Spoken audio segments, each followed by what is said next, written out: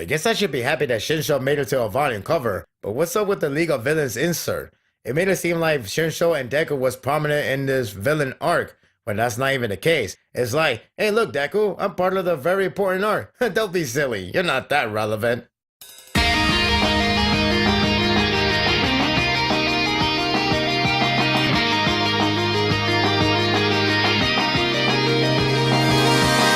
This is a rather conflicting chapter for me to grade on. On one hand, there are points that I like, such as Toga's backstory and the battle's conclusion. On the other hand, there are points that reminded me on why the series formula needs an update or change that will benefit in the long run. It also doesn't help to assure the purpose behind the new faction. When it comes down to the overall, it was a good chapter that was saved by focusing on Toga, one in which is long overdue for adding characters' depth. From the get-go, the flashback shows many people interview about Toga's strange behavior. She was seen as an outcast, weird, and unloved for who she really is. She even drank a popular boy blood back in middle school. There's a couple of blocked texts to hide Toga's real name for some reason. It could be nothing, or maybe a plot twist, who knows. Bottom line, she was not seen as normal for her fascination with blood. The chapter shifts to the battlefield. I thought Toga would make a comeback at this point, but instead she collapsed, leaving the floor room to Curious. This means more rambling, though because of her knowledge, her words basically narrates Toga's life story. I believe that's her whole point of her character. Other than that, she's rather single-dimensional, and that's disappointing. Anyway, Toga's backstory is exploited further, where it becomes clear that her life cannot relate to society.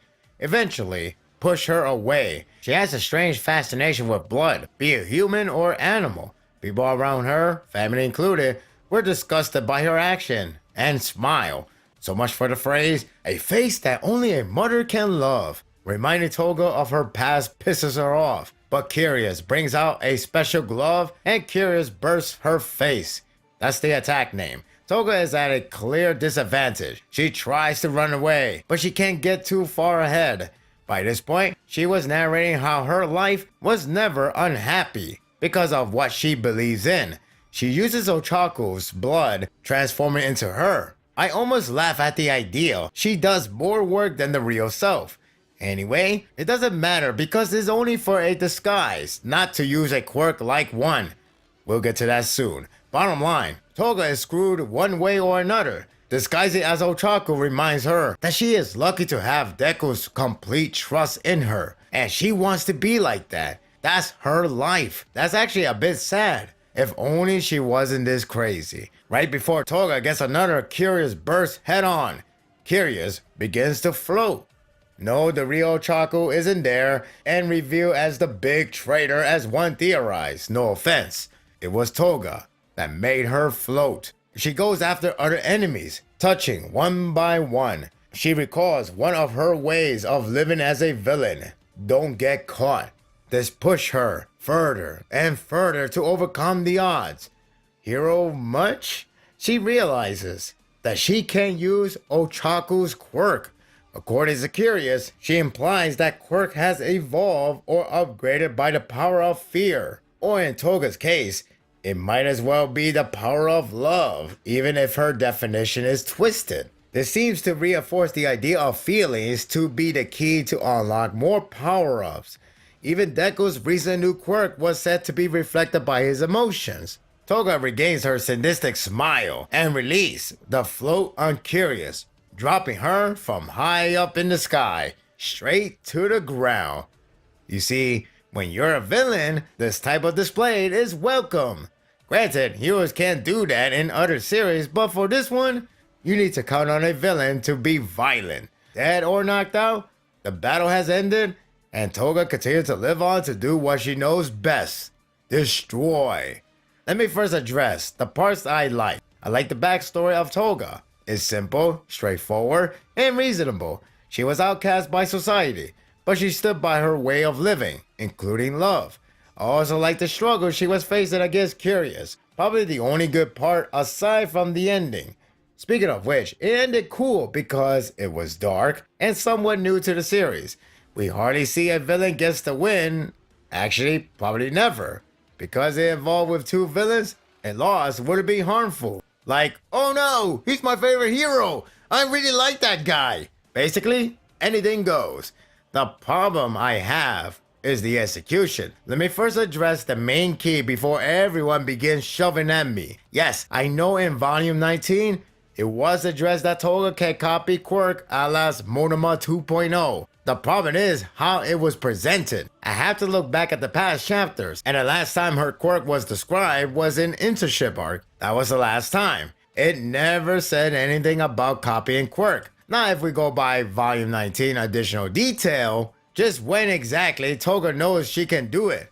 The answer is just now. It can go many ways. You can say Volume 19 spoiled the surprise of this chapter. You can say Volume 19 was more or less contradicted since this chapter was designed as a big update, which isn't. Removing the detail from Volume 19, let's talk about the idea of quirk's evolution. I don't have much of a problem with it. If anything, I would have preferred this over 6 quirks of Deku. That begs the question, why not use this concept instead? Maybe it's not about evolution, but simply another technique. Whatever it is, at least this will keep character up to date. Although everyone has a quirk, so it still applies the same effect. Only few characters will get the spotlight. I can only hope Koi's imagination is expensive if he's willing to go through with evolution. It's passable. What's troubling, however, is the execution. Toga acquired the ability to use other quirks. First of all, is having multiple quirks the Senju DNA of my hero, where it becomes the most abusive tool to obtain godlike, is getting really old. Second, if Volume 19 said she can do it, why is this a big surprise to her? Even if she did know, only she has properly controlled it, how convenient this was. It would have been a lot more interesting to see overcome the odds, since that was the narrative it was pushing for. It can be said the same for acquiring a new ability, but it's more of a cheap getting out of the corner technique. It's the same problem this series seems to keep on bringing. People will argue that shonen series tends to have the characters acquire a new technique and win the battle. The difference is, it's not done as a game changer, rather a deciding factor. Naruto has Sage Mode. It wasn't the endgame. Luffy has Gear 3. It wasn't the endgame. Even the last big fight wasn't as one-sided or one-hit kill. This would be a problem if the battle structure will alter for each one. Is either a brand new power or overwhelming defeat. The storytelling is getting repetitive, or already has.